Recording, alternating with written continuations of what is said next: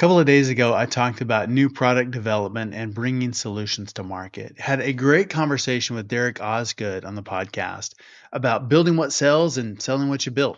Great, great stuff. Had a number of questions sent over about go to market, best channels, what's working now, and what should I do in this scenario. And if there was a summary of the questions, it would have been something like, now that I've validated the idea and built it, what is the fastest way to get traction and revenue? And that pretty much sums up the question. And here's my take, and I try to make it apply to both new solutions as well as product extensions or new major features. So here it is. How do I see that? How do I go about that? Step one is to maximize customer success stories.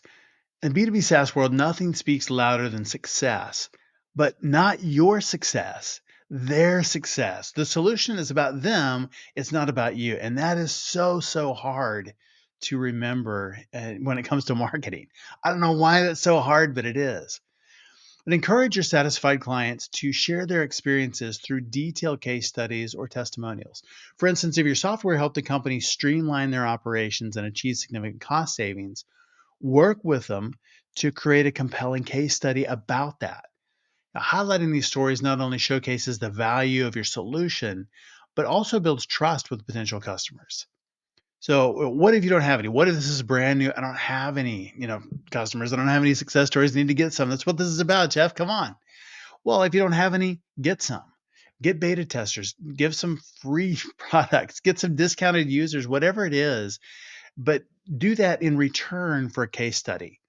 And where I always mess this up is I forget to capture the before state. And the after is easy. They're like, "Oh, this is so awesome." And that's cool, but what was life like before? Because there's no story without a beginning, a middle, and an end. And end doesn't mean they go away. End is just like the conclusion of the story. It's the now part.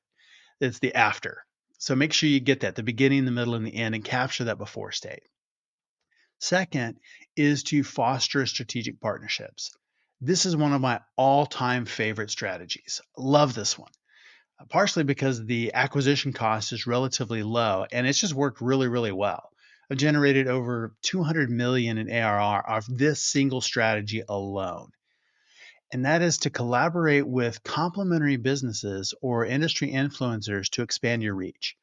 For example, if your SaaS product enhances project management, then partner with a well known project management consultancy or an industry thought leader. And by aligning with established names in the industry, you can tap into their audience and gain credibility. Leads to increased visibility and adoption of your solution. And here's a pro tip. If there's like a number one in the industry, don't go after them. Leave the number ones because they don't care. They won't give you the time of day and they're not great partners anyway. For the most part, there are exceptions to everything. But for our purposes here, forget about number one. Go to number two, three, four, and five, and sometimes not even number one or number two. Three, four, and five sometimes will be your best opportunities for partnership. Sometimes number two is outstanding because they're all trying to compete against number one. And what happens is, your solution gives them an advantage to compete against number one. And I think that's an important piece. If you're going to go the partner route, it has to be an advantage for them. They don't want to sell your stuff. And if you go into partnership that way, hey, sell my stuff will not work.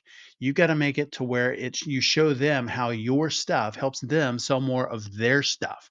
It makes them more competitive, makes them win deals against number one when they're number two, three, four, or five.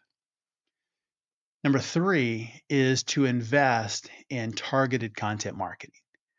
Develop, share content that addresses specific pain points or industry trends that are relevant to your target audience. In the case we're talking about here, we're talking about sales and SaaS. How do you take a product to market? How do you get that viral effect? Create white papers, webinars, blog posts that offer insights, position your product as a solution to specific challenges that your target audience has.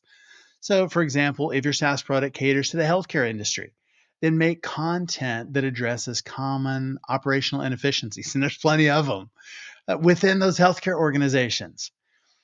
Here's the thing: don't try and sell your product within those. Provide actionable advice And what it does is it demonstrates your expertise and you can attract and engage potential customers and turn them into advocates.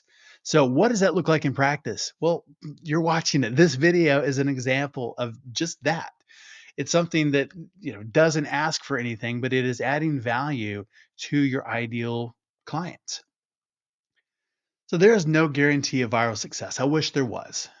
But by leveraging customer success stories, strategic partnerships, and engaging in targeted content marketing, focusing on these three areas, you can not only enhance your product's visibility, but also establish it as an indispensable solution within your industry.